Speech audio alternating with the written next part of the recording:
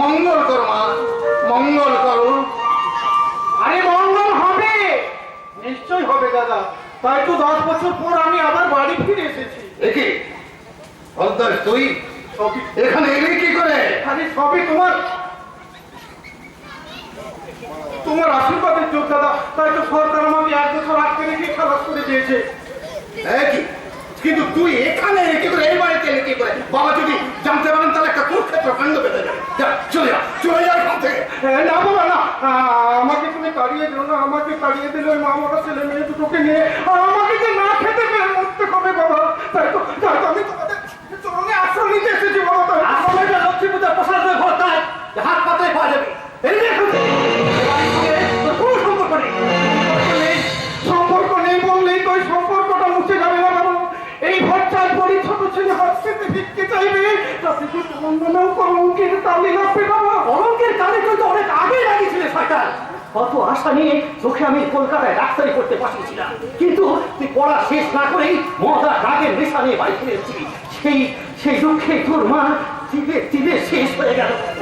কিন্তু তুমি তো বেঁচে আছো বাবা। এখন তুমি আমার মা বাপ সবই। চুপ! আমি আমার সমস্ত সম্পত্তি ওই বিশ্বনাথ নামে লিখে দিয়েছি। এবার তুই বেরিয়ে এখান থেকে। তুমি কি বলছো বাবা? দাদা বাবা আমাকে বেরিয়ে যেতে বলছে। না বাবা না, এবার আমি বাবা দেখে আমি ঠিক মতন মানুষ মা কালীর দিদি করে বলছি। আমি নতুন করে মানুষ হবো বাবা। আর এর আগে তুই দুবার মানুষ হওয়ার জন্য আমার কাছ থেকে 2 লাখ টাকা নিয়েছিস। তা যখন পারিসনি তখন আমি 3 বারে ঠিক পারবো না। জোগাই মাথায় এরাই তো মানুষ হয়েছিল। তুমি শুধু আমাকে বুকে টেনে দাও দাদা। আমি তোমার পায়ে ধরে। ঠিক আছে, ঠিক আছে। বাবা যদি তোকে ক্ষমা করে দেন তাহলে আমার কিছু বলার নেই।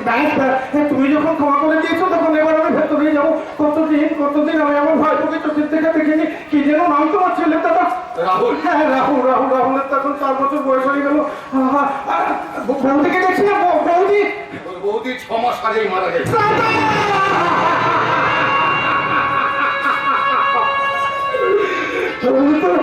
তাহলে তো রাহুলকে মানুষ করার দায়িত্ব আমাকেই নিতে হবে। তাই ভেতরে চেষ্টা করবি না। তোর মিষ্টি ভাষায় আমার করবে না। এই কুলঙ্গাটাকে আমি বারবার করলাম। আমি ছোট বাবুদের হাত দেবো। চল, যার হাত থেকে মাইনে নেই সেই করে করতে পারো। যা বলছি তাই তো।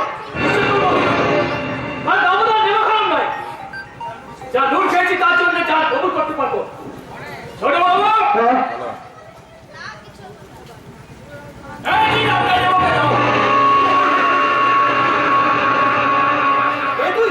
কি করলি দামোদর? কি করছো? কারণ আপনি জানেন না যেটা ছোট বাবু আমি 1 ক্লাসের ইয়ার। আমিও জেলখানা থাকি ভাই। এইসব কি বলছিস? ঠিক বলছে দাদা, ঠিক বলছে। আমি আজ আমাদের অনেকদিন ধরে জেলখানায় এই প্রোগ্রামটা করেছিলাম আজকে এই দিনটা দেখার জন্য। কি চাই তোদের? কত টাকা চাই তোদের? টাকা!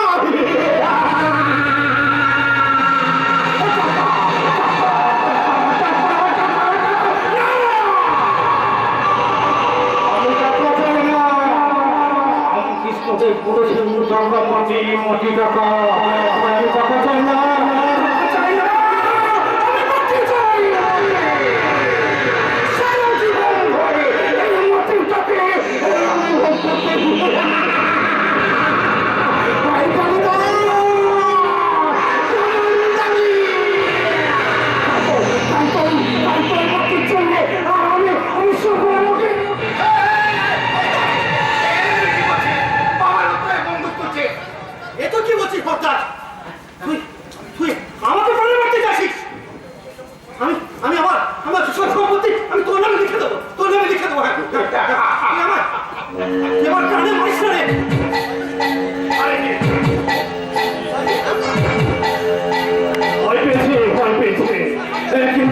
কিন্তু অনেকদিন ধরে আমরা এই প্রোগ্রামটা করে রেখেছি।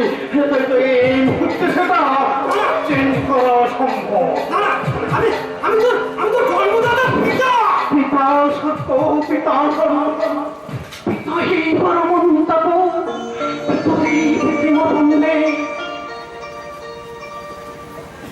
প্রিয়ন্তি সর্বদেবতা তুমি কিচ্ছু ভেবো না বাবা, আমি নিজের হাতে তোমায় শাস্ত্র করবো, ভয় পিণ্ডি দিয়ে তোমার আত্মার শাস্তি করবো, তারপর ওই লোকজন খাইয়ে 1 মিনিট নীরবতা পালন করবো, পালন করে তোমার পুষ্টি পুজো করে একেবারে আইনটাকে দাও, মন্ত্র দিয়ে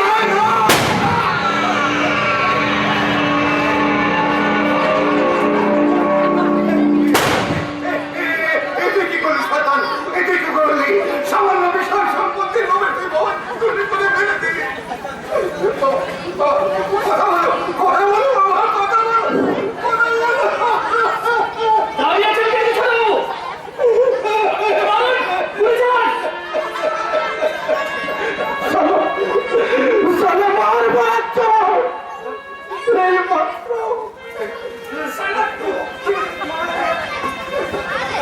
আমার বাবা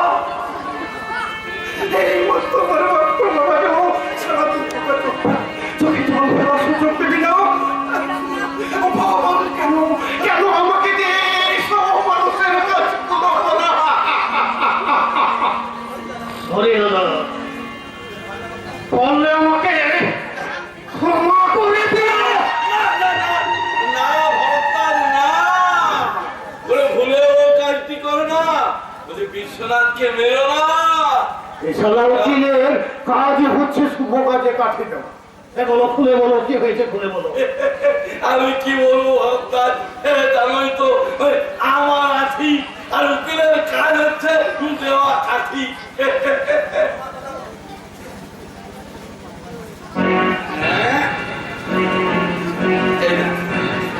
এই দেখো, মানে তোমার প্রথমত বড় হুজুরের উইলের কবিতা ব্যবহার করে এটাই স্পষ্ট লেখা। কি লেখা? বড় হুজুর মারা গেলে তার সমস্ত বিষয়ে সম্পত্তির মালিক হবে তার বড় ছেলে। সমস্ত সম্পত্তি চলে যাবে ওই রামকৃষ্ণ মিশনের নামে। বাঁচিয়ে রাখতে হয়।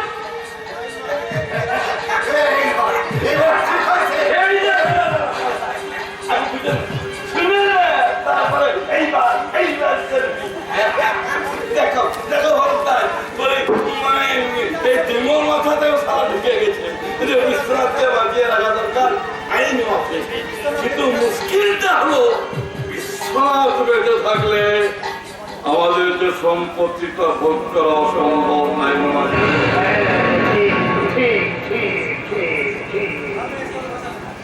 ধর্মের ফল বাতাসে নড়ে। এইবার তোদের উচিত শিক্ষা হয়েছে। যদি আমাকে বাঁচিয়ে রাখি তাহলে আমি কিন্তু আমি পিতৃ হত্যাতে তোদেরকে ফাঁসি করিতে বলবো, তোদেরকে আমি ছাড়বো না। দাঁড়িয়ে আছিস কেন? মার মার কিছু মার। আরে না না না না, মার। এই তোমাকে ছেড়ে দিন, যাও যাও যাও যাও যাও যাও, তুমি ওই বাপটাকে সৎকার করো, তোমাকে ছেড়ে দিলাম, যাও যাও। এ ভক্তার ছেড়ে দিলে কি হবে? হ্যাঁ, আমি তো সব ব্যবস্থা করে এসেছি। কি করেছো? এই দেখ পাগল পাগল।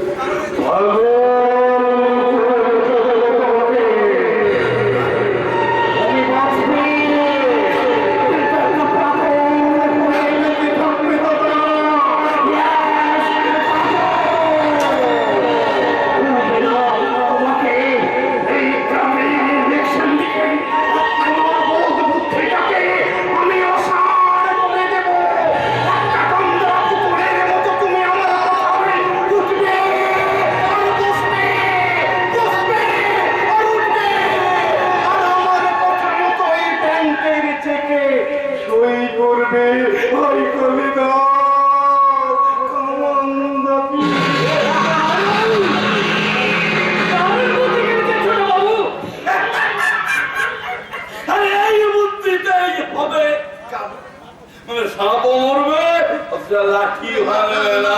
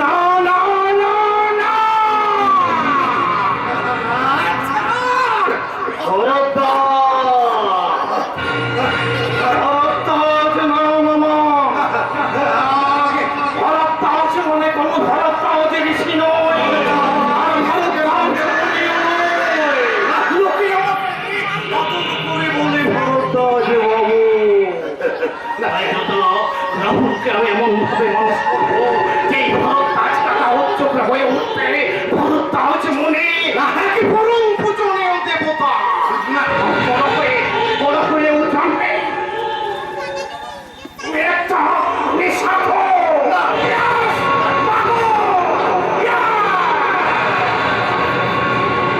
রাহুল তোমাকে মনে প্রাণে ঘেন্না করবে।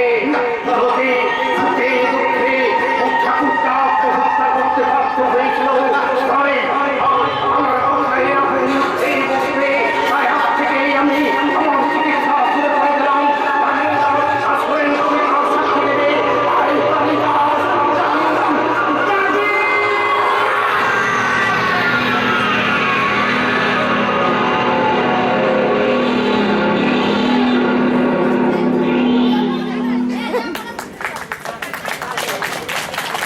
এই ঘটনার পর কেটে গেছে 20টা বছর।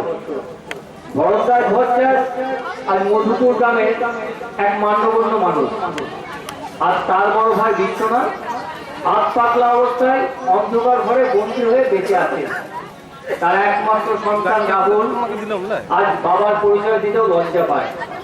ভরতদাসের কথায় বিশ্বাস করে নিজের বাবাকে সে তার ঠাকুরদাদার মৃত্যুর জন্য দায়ী বলে মনে করে। সংসারের প্রতি তার কোনো আকর্ষণ নেই।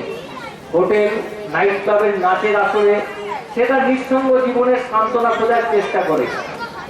20 বছর পর কলকাতা শহরের এক নাইট ক্লাবের আসরে রাহুলকে নিয়ে শুরু হচ্ছে এই জীবন নাটকের আর এক নতুন অধ্যায়।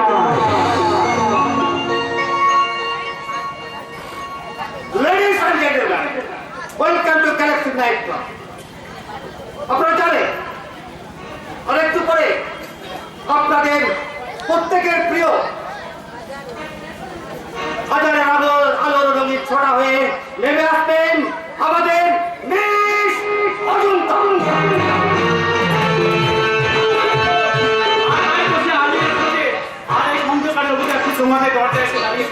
না না না, তোর মতো ছেলে এখানে আসা উচিত নয়।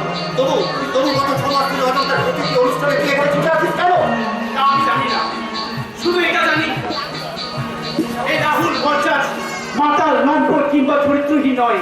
ওই মেয়েটা যখন এসে মাথা হতে তো আমি এখানে আসি না রে। তবু সে মধুপুর গ্রাম থেকে কলকাতায় ছুটে আসার তোর আর কি কারণ থাকতে পারে?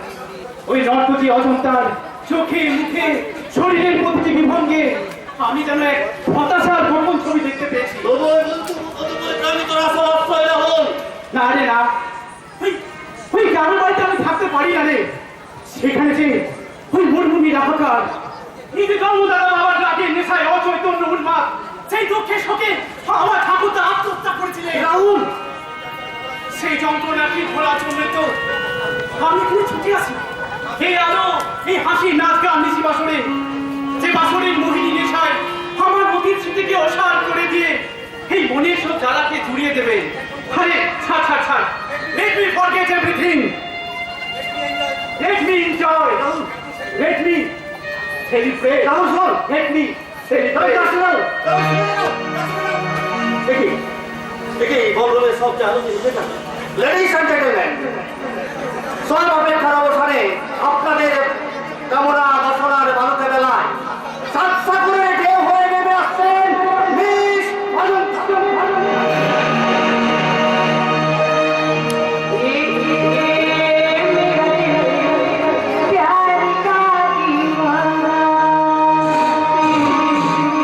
दीवाना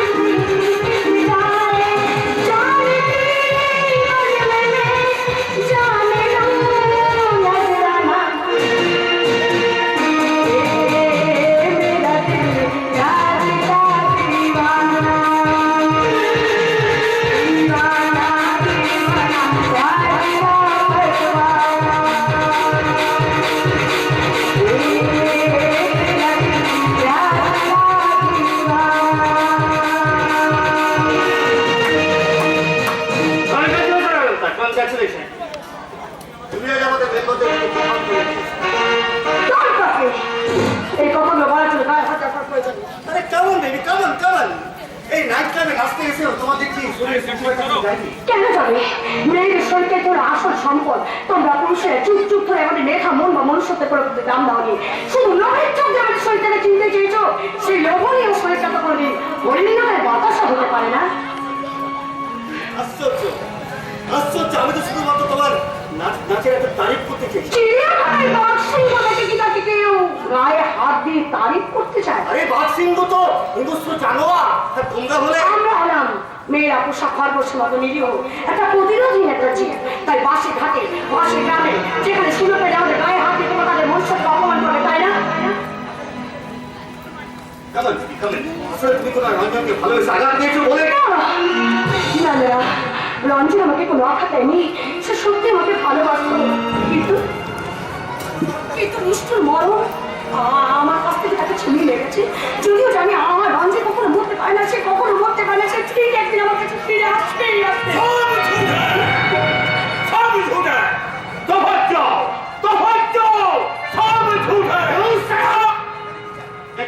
কি চাই তোমার? কে তুমি? আমার নাম মেহেরানি, খুনি তো পাশানের সেই মেহেরানি যে শুধু চিৎকার করে বলতো সব ঝুঁকে লোকে লোকে ভালোবেসে আমাকে পাগলা মেহে বলে। তুমি কোন সাহসে একটা অভিজাত নাইট ক্লাবে শুরু করেছো? কোন সাহসে? আরে একজন কমন ম্যান, মানে সাধারণ মানুষ হিসাবে আমি ভারতবর্ষে যেখানে খুঁজে যেতে পারি। আচ্ছা, আপনি রাত বিরেতে আমরা একটা ঢাকা ছাতা নিয়ে ঘুরে বেড়াচ্ছেন কেন? এই খাতাটাই হচ্ছে গভর্নমেন্ট অফ ইন্ডিয়া। শাশুড়িকে তাড়াতাড়ি করে সমস্ত কাপড় খুলে দিয়ে চলে গেছে। শুধু রোগ বৃষ্টি দুঃখ দুর্দশা কিচ্ছু আটকায় না। তবু এই বোঝাটাকে আমাদেরকে মাথায় করে বয়ে নিয়ে যেতে হয়।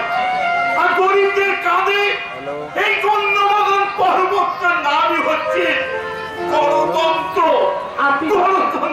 আপনি তো সাধারণ পাগল নন মেহারি ভাই, এই পুতুল নাচের আসল ব্যাপারটা একদম মানাচ্ছে না। তোমাকেও তো এই আসলে একদম মানাচ্ছে না। মায়ের জাতির পোশাক এত ছোট কেন মা, এত ছোট কেন? এই সাধারণ সভ্যতায়, শিক্ষার সভ্যতায়, জ্ঞানে বিজ্ঞানে অর্থে আভিজাত্যে যে সময় যত হবে সেই সমাজে মেয়েদের পোশাক কত ছোট হতে থাকবে। ভারতবর্ষ যদি আমেরিকার সঙ্গে এক বছরের মধ্যে সেখানে ছোট্ট রোমান দিয়ে আমরা লজ্জাকে দেখতে হবে। তারপর আমরা যখন আমেরিকা থেকে এগিয়ে যাব তখন এই আধুনিক শিক্ষা তোমাদের শরীর থেকে শেষ রূপান্তর ছিনিয়ে নেবে মা, শেষ রূপান্তর ছিনিয়ে মহাকালী ঘটবে এই নব্য সমাজের ভিতরে আমি নাচবো। আর সেই দিন সভ্য সমাজকে এই আত্মা শক্তির সঙ্গে নত জন্য উচ্চারণ করতে হবে। দেবী প্রসিদ্ধে প্রসিদ্ধে প্রসিদ্ধে প্রসিদ্ধ পরমেশ্বরী। চমৎকার চমৎকার, যেখানে বিলিতি ব্যান্ডের তালে তালে রঙিন আলোর মায়া ক্লাস, সেখানে থাকা এই সন্ধি পুজোর মন্ত্র শুনতে পাচ্ছি কেন বলে? রঞ্জন, রঞ্জন তুমি তুমি আপনি কি আমায় কিছু বলছেন? তোমাকে বলছি, মানে তুমি আমাকে চিনতে পারছো না রঞ্জন? আমি অজন্তা, আমি তোমার অজন্তা রঞ্জন। আমি জানি, কিন্তু আমার নাম রঞ্জন নয়, রাহুল। ও ছি ছি রাহুল, ছি ছি, কেন কেন তুমি একটা এরকম জলজন্ত মিথ্যে কথা বলছো? আমি তো কোনো অপরাধ করিনি। একটা বছর ধরে আমি তোমার জন্য অপেক্ষা করে বসে আছি। কি আমল তেমন করছো? কি আমল তেমন করছো? ও রঞ্জন নয়, ও মধুপুরের রাহুল ভট্টাচার্য। রঞ্জন, রঞ্জন, যদি আমি কোনো অপরাধ করে থাকি তুমি আমাকে শাস্তি দাও রঞ্জন। তুমি এভাবে তোমার নিজের পরিচয়টাকে তুমি গোপন করো না, প্লিজ তুমি গোপন করো না রঞ্জন। আরে বিলিভ মি, আমার নাম রঞ্জন নয়, রাহুল। আপনার কোনো পরিচিত ব্যক্তির সঙ্গে আমাকে কথা বলেছে? আচ্ছা ভাই, আপনি যে রাহুল, তার কোনো প্রমাণ আছে? আমি রাহুল আমার ছেলেবেলার বন্ধু, আমরা দুজনে মধুপুর গ্রামে থাকি। ও গড, তোমরা সব কি বলছো? আচ্ছা আচ্ছা, নিজের জীবনে ছাড়াকে কিরকম চিনতে ভুল করে। রঞ্জন, রঞ্জন, একটি বার তুমি মনে করে দেখো, তুমি অফিসের কাছেও হলদিয়া যাচ্ছিলে গাড়ি নিয়ে, হঠাৎ পর গাড়ির সঙ্গে মানে গাড়িতে অ্যাক্সিডেন্ট হয়ে যায়। সবাই বললো তুমি মারা গেছো, কিন্তু বিশ্বাস করো আমি বিশ্বাস করি না। আমি জানি আমার রঞ্জন মারা যেতে পারে না। সে একদিন কি গান দিয়েছে, আমার ভালোবাসা হেরে যেতে পারে না। আমার ভালোবাসা কখনো হারতে পারে না রঞ্জন। আমি রঞ্জন নই, রাহুল রাহুল রাহুল। আর আর এটা একমাত্র আসল পরিচয়। মিথ্যে মিথ্যে মিথ্যে সব সমস্যাতে তোমার তোমার বা হাতের চামাটার হাতটা তুলে দেখাও, সেখানে তো 2 ইঞ্চি পোড়া দাগ আছে। তুমি মিথ্যে পরিচয় দিলেও সেই দাগটাকে তুমি মুছে ফেলতে পারবে না অঞ্চল। দেখাও দেখাও প্লিজ, তুমি দেখাও। এই দেখুন, দেখুন উনি কি বলবেন।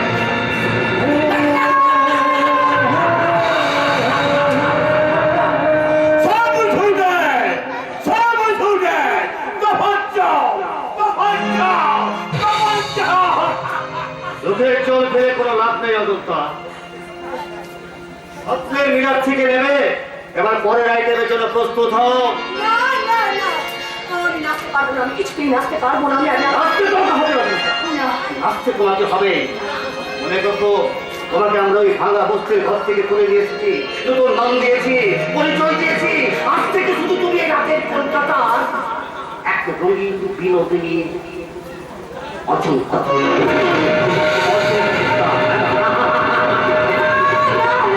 আমি পারবো না, আমি পারবো না, কিছুতেই পারবো না, কিছুতেই পারবো না। কেন? পারতে তো আপনাকে হবে। রঞ্জন যে বেঁচে নেই সেই সত্যিটা আপনি মেনে নিন। আর জন্মালে তো সবাইকেই মরতে হয়। সেই বাস্তবকে স্বীকার করে নিয়ে নতুন করে আবার জীবন শুরু করুন না।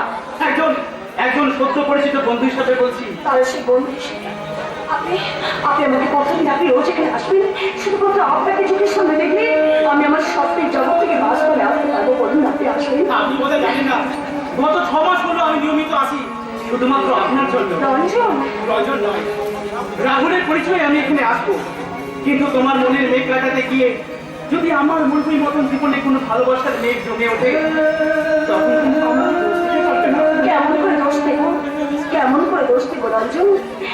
তোমার ছবিটা যে আমার মনের মন্দিরে ছাদ রঙের আমধনু রং দিয়ে আঁকা হয়ে আছে। তোমার নাম পরিচয় আলাদা হলেও সেই ছবিটা যে আমার কাছে সত্যির ছবি, ভালোবাসার ছবি। তাই এসো এসো রাম, আমরা আমাদের ব্যর্থ বাগান জীবনের বাগানে আমরা নতুন করে আবার ফুল ফোটাই। আমি আবার তোমাকে বলি, মোহনায় এসে নদী যদি চাই ফিরে যেতে, সাগর পারে কি বিরহ মেনে নিতে? না গো না, পারে না, কখনো পারে না। না গো না, পারে না, কখনো পারে না।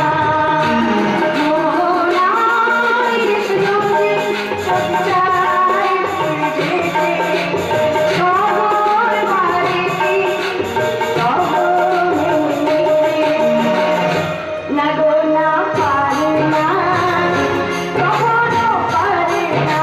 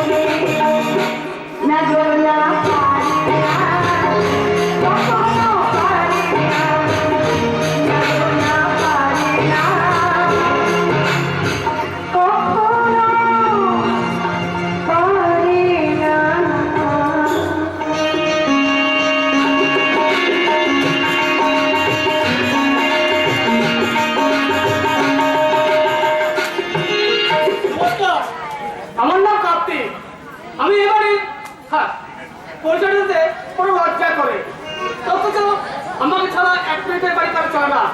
এবারে মানে বলবাবু ভট্টাচার্যের অর্থ করে সিগারেট দেখে এই কার্তিক তার ছেলে উপরের জন্য অর্থ করে বাংলা বোতল জয় করবে এই কার্তিক তার মেয়ের রিমঝিমের জন্য সকালবেলায় গোয়াল থেকে দুধ আনবে কে এই না এই যে দিদি একটাও কাজ করার উপায় নেই ফাঁকি বাজ কোথাকার ওইটা শুনছেন ভরসা করছে মেয়ের রিমঝিমের গলা এত আদর করে যখন ইডিয়েট বলছে তখন আপনারা নিশ্চয়ই বুঝতে পারছেন আমি কে ঠিক ধরেছেন আমি হচ্ছি এ বাড়ির জামাই মানে ঘর জামাই ওই রিমঝিমের স্বামী আর স্বামী বলে মনে করতে হবে না বেলা 8টা বাজে এখনো পর্যন্ত তুমি আমার জন্য দুধ আনতে পারলে না এই গুয়াতে গিয়েছিলাম কিন্তু কোনো হঠাৎ লাঠি মারলো বলে দুধ আনতে পারলাম না ইডিয়ের মতো কথা বলে না একটু পরে আমাদের যেতে হবে আজ মহিলা সমিতির সেমিনারে আমার বক্তৃতা আছে তাই নাকি তাই কি বিষয় বক্তব্য দিবে তো স্বামী এবং সংসারের প্রতি আদর্শ দেহগত দায়িত্ব এবং কর্তব্য বাহ চমৎকার গৃহবধূ সম্পর্কে তুমি তো সবচেয়ে ভালো বলবে কারণ এক বিয়ে করলো একটা দিনও তো অসম্ভব করনি তাহলে আমার কিছু যায় আসে না শোনো বলছিলাম কি আমার আলমারিতে খুলে সিঁদুর পটলে খুঁজে বের করে রাখবে যাওয়ার সময় ব্যাগের মধ্যে ভরে নিয়ে যাবো আর বক্তৃতা দেওয়ার আগে শুধু একটুখানি শীতের মধ্যে লাগিয়ে দেবো অর্থাৎ ওই সিঙ্গুর শুধু বক্তৃতা কাজেই লাগবে অথচ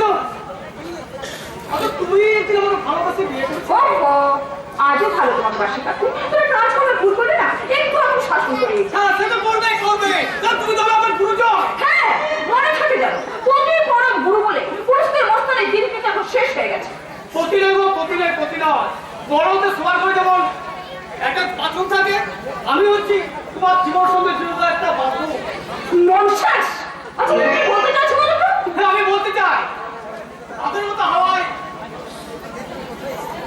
তুমি কোথায় ভেসে যাচ্ছ মাটিতে যেদিন পড়বে সেদিন আর বাঁচবে না গো বাঁচবে না আনন্দ কর আজ আমার বড় আনন্দের দিন বুঝলি পার্টির হাই কমন এবার বিধানসভার ভোটে আমাকে টিকিট দিয়েছে আর কদিন পরে আমরা হবো এমএলএ আমি সত্যি বলছি দেখ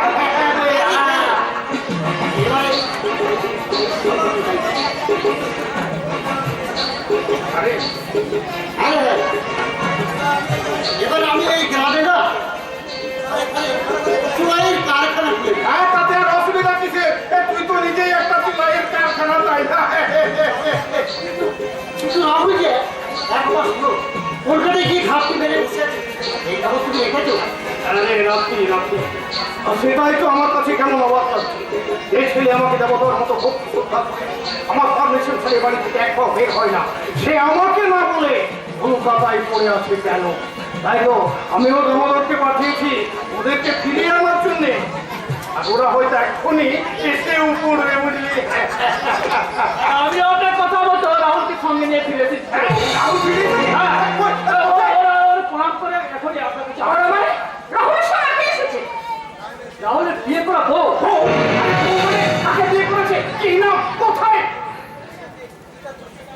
মেয়েটা কে আর কি তার পরিচয়? কলকাতায় গ্যালাক্সি নাইট ক্লাবের নর্তকী অজন্তা রাহুলের এত বড় সাহস বাবার পারমিশন না নিয়ে সে বিয়ে করে ফেললো এই বিয়ে আমরা কিছুতে মেনে নিতে পারি না বাবা। ঠিক বলছো কুমার আমি যদি তারিখে ছেড়ে দেবো আরে পাগল না মাথা খারাপ সামনে বিধানসভার ইলেকশন এই সময় ওদেরকে বাড়ি থেকে তাড়িয়ে দিলে ওই জনগণের সামনে আমার ইমেজটা নষ্ট হয়ে যাবে না কি বলে আরে কি বলছো ভরতদার আমার তোমার কথা শুনে তা আমারই হচ্ছে বেশি লাগ মানে তোমার যদি হয় ইমেজ নষ্ট আমি করবো সব থেকে কষ্ট কি জানো আমরা তখন মানে শাখের কলাতের মধ্যে ফেসে গেছি কেন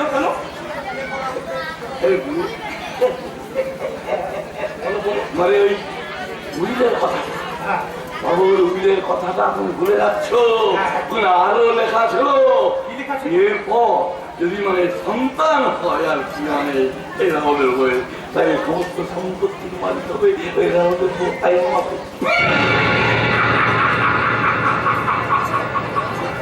আরে ও সুরেমুখী, সন্তান তোমার ওই আকাশ থেকে পড়বে না হে হে। তার আগে আমি 10 মাস সময় পাবো, আর ততদিনে ওই নতুন বউটাকে আমি একেবারে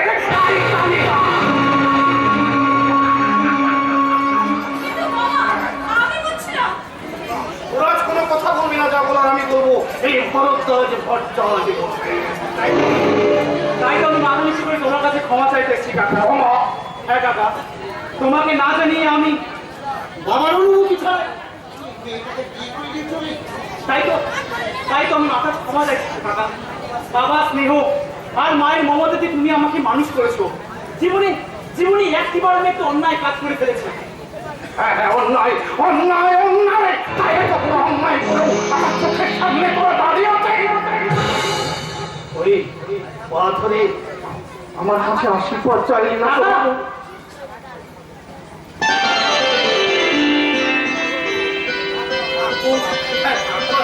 তোমার স্মৃতি সিঁদুর আপনার তোর পছন্দের তারিখ কত হচ্ছে রাখো। এখন এর পরে আমাদের আধার ঘরে পূর্ণিমার চাঁদ উঠল। এসো এসো মধ্যে এসো, ভেতর করে এসো। না ঠাকুরজি, ওর বাবা মানে আমার শ্বশুরমশাই আশীর্বাদ না নিয়ে তো আমি ভেতরে যেতে পারবো না। চুপ করো অজন্তা, ওই আমার সামনে ওই নামটা উচ্চারণ করবে না। 20 বছর ধরে মানুষটাকে আমি খুলে আছি। এমনও তো হতে পারে 20 বছর ধরে তুমি একটা ভুলকেই ভুল ভেবে জেনে এসেছো। না না না, এর মধ্যে কোনো ভুল নেই। ওই মানুষটার জন্যই আমার দাদু আত্মহত্যা করেছিলেন। আর এই কাকা বাবু আর এরা সবাই আমাকে বুকে টেনে নিয়েছিল বলেই আজ আমি বেঁচে আছি। সেই আত্ম সুখ সর্বস্ব মানুষটাকে তুমি আমাকে একটু শান্তিতে থাকতে দাও অযোধ্যা, শান্তিতে থাকতে দাও। সেই চির শান্তির খুঁজে আমাকে একবার বাবার কাছে যেতে হবে। না না বলতে না, প্রথম দিনে শ্বশুর বাড়িতে পা দিয়ে বড়ের ঘন্টা হয়ে বাঁচতে চেও না, তাহলে কিন্তু শুধু তোমার সংসারের সর্বনাশ হবে না, তোমার ভালোবাসার ঘরটাও ভেঙে চুরমার। হ্যাঁ বৌদি, এই সংসারে একটা নিজস্ব নিয়ম আছে, আর এই নিয়ম যদি মানতে চাও তাহলে সবার আগে সেটাকে বেড়ে নিতে হবে। কারণ আইন তার মালিক কাকা বাবু, আমাকে একবার বাবার ঘরে নিয়ে যাবেন কাকা বাবু। আরে নিশ্চয় নিশ্চয়ই নিয়ে যাবো। আর তবে আজ নয়, ডাক্তারের বারণ আছে তো। ডাক্তারের বারণ? হ্যাঁ বৌমা, মানে ডাক্তারবাবু আজই ওনাকে দেখতে আসবেন, তখন না হই আমার ওনার কাছে পারমিশন নিতে হয়। কেন, কি এমন হয়েছে বাবা যার জন্য? আজকের এই শুভ দিনে সে কথা বলে তোমার মনটাকে ভারী করা উচিত হবে না বৌমা, কিন্তু না বলেও তো উপায় নেই। ও ভগবান, কোন পাপে এই সংসারে এত বড় অঙ্গল এলো বলতে পারো ভগবান, বলতে পারো। কাঁদবেন না কাকা বাবু, কাঁদবেন না। কি হয়েছে আমাকে বলুন, যত কঠিনই হোক না কেন আমি ঠিক সহ্য করতে পারবো। বলুন আমাকে। বাবু, রাহুলের পুষ্টিতে লেখা আছে 30 বছর বয়সের আগে ও যদি সন্তানের বাবা হয় তাহলে যে সেই সন্তানে হবে তার মৃত্যুর একমাত্র কারণ। কাকা বাবু, আপনি কি বলছেন কাকা বাবু? মাগো, এইটুকু বয়স থেকে রাহুলকে আমি কোলে পিঠে করে মানুষ করেছি। ওর বাবা বলো মা বলো সবই বড়তার টাকা। তোমার মনে পড়ে শুনুন, সেই ছোট্টবেলায় সবই পাখির বাচ্চা করতে গিয়েছিলাম বলে আমি কষ্ট থেকে পড়ে গিয়েছিলাম, আর সে কি রাহুলের কান্না। ও জীবন মরণটা এখন তোমার উপর নির্ভর করছে বাবু। এই 2 বছরের মধ্যে তুমি যেন সন্তানের জননী হয়েও না মাগো। আমি আপনাকে কি বলবো কাকা বাবু? আমি বাবা পেয়ে তোমার কাছে আমার সন্তানের প্রাণ ভিক্ষা চাইছি বৌমা। তুমি আমাকে কথা দাও এই 2 বছরের মধ্যে। কাকা বাবু, আপনি কি করছেন? আপনি বড় হয়ে আমার কাছে ছোট কাছে ক্ষমা চান। আপনি আমাকে অপরাধী করবেন না কাকা বাবু, আপনি যা বলবেন আমি তাই করবো কাকা বাবু। বাবা বাবা তুমি আজ আমার শুনে উকিল বৌমা আজ আমার মনটাকে খুব শান্ত করেছে বৌমা ধন্য এটাই তো আমার এবারে বয়সের করা উচিত কাকা বাবু। আমি এই দেশে সব সংস্কার তো মুছে দিতে পারিনি, তাই তো হাতে করে নিয়েছি আমি প্রভাতের শাখা, সেটাতে মেখে নিয়েছি লাল সিঁদুরের রং। সেই লাল রং কখনো যদি আমি আমার মাতৃত্বকে অসার করে দেয়, আমি চোখের জল দিয়ে এই সংসারের জন্য আমি সেই মাটির মুখে দেওয়াকে পৌঁছে দেব। আমি কোনোদিন আমি করবো না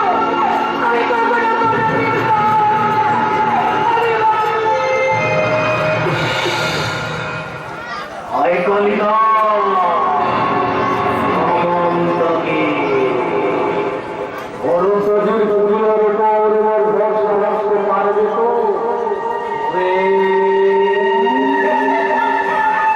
আরে আমি হচ্ছি উকিল, এলে দেখছি তুমি আমার উপরে সব তরকারি দিয়ে দিচ্ছ খিল। সম্পত্তিটা না হয় বাগাতে রাহুলের বাবার সঙ্গে দেখা করে তাহলে কি একটা ভয়ঙ্কর ঝড়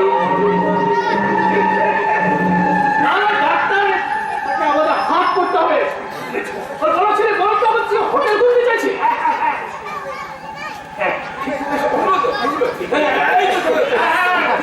খুলবে কারণ আমার ছেলের হাতে যে এখন উচ্চাসার গ্যাস বেলুন, তাই আপনাদের চলে যেতে সে সাফল্যের সঙ্গে উঠতে চাইছে।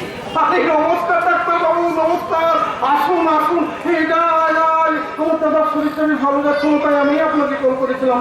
হ্যাঁ আমি জানি, উনি এখনো লুকিয়ে লুকিয়ে রাগের ওষুধ আর ইঞ্জেকশন দিচ্ছে। আমরা তো ওনাকে 24 ঘন্টা ঠিক ঠিক তবু ওরা দু হাতে এবং কোমরে আমি টাটকা ইঞ্জেকশনের দাগ দেখতে পেয়েছি। নিশ্চয় বড় ওই চাকর বাকরকে টাকা খাইয়ে না না, চাপর বাকর নয়, চাপর বাকর নয়, পাকা হাতেই ওই ইঞ্জেকশনটা দেওয়া হয়েছে। হয় কোনো ডাক্তার কিংবা ডাক্তারের প্রাথমিক শিক্ষা আছে এমন কেউ। আপনি বোধহয় ইঞ্জেকশন আমার দিকেই করছেন ডাক্তার। আপনি বুদ্ধিমান মানুষ, কিছুদিন ডাক্তারিটাও প্র্যাকটিস করেছেন, যা বোঝার বুঝেনি। আরে কালিদাস কেমন লাগে আমি আপনাকে 2 লাখ টাকা ধার দিয়েছিলাম ডাক্তার। ক্যান্সারের উপর হোমিওপ্যাথিক চিকিৎসার জন্য আমি 20 বছর ধরে প্র্যাকটিস করছি, আর সেই জন্যই আপনার কাছে আমি টাকাটা ধার নিয়েছিলাম, এবং তার জন্য আপনি আমার বাড়িটা বন্ধক রেখেছিলেন এবং মাসে মাসে মোটা টাকা সুদও নিয়ে যাচ্ছেন। তখন আমি বুঝতে পারিনি ওই টাকাটা ধার দিয়ে আসলে আপনি আমাকে কিনতে চেয়েছেন। ঠিক তাই, আপনি শুধু আমাদের কথা মতো কাজ করবেন। তার জন্য আপনি মানে মাসে মাসে মোটা টাকা করেন। বাবু, যারা শুধু টাকা রোজগারের জন্য বেঁচে থাকে তাদের আমি মানুষ বলে। আপনি তাহলে আমাদের কথা মতো কাজ করবেন না। আগে না, কারণ আপনার দাদা ছিলেন আমার বন্ধু, আর এতদিন পরে আমি বেশ বুঝতে পারছি আমার বন্ধুর অসুস্থতা আর আপনার বাবার মৃত্যুর পেছনে গোপন কোনো ষড়যন্ত্র আছে।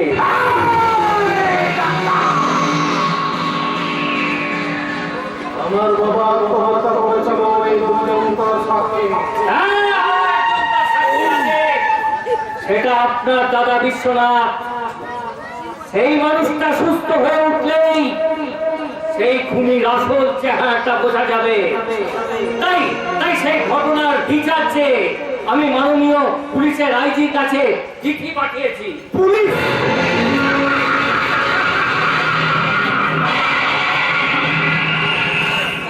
আরে ও ডাক্তার, পুলিশ প্রশাসন আইন আদালত সবকিছু আমি কিনে নিতে পারি ডাক্তার, কিন্তু রাতের ঘুম কিনতে পারবে কি?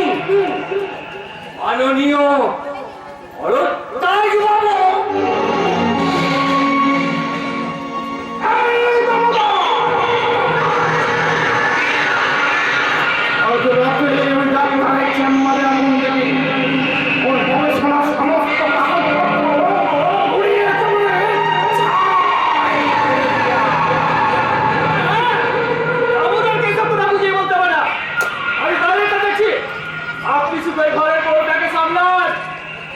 ঠিক আছে ঠিক আছে ওরে ওকে নিয়ে তোমার মুখে না একেবারে নিজেই মানে ওর সন্তান হলে ওই যে সম্পত্তির মালিক হবে না ও গুণা করে উঠতে পারেনি তাই নিজেই নিজে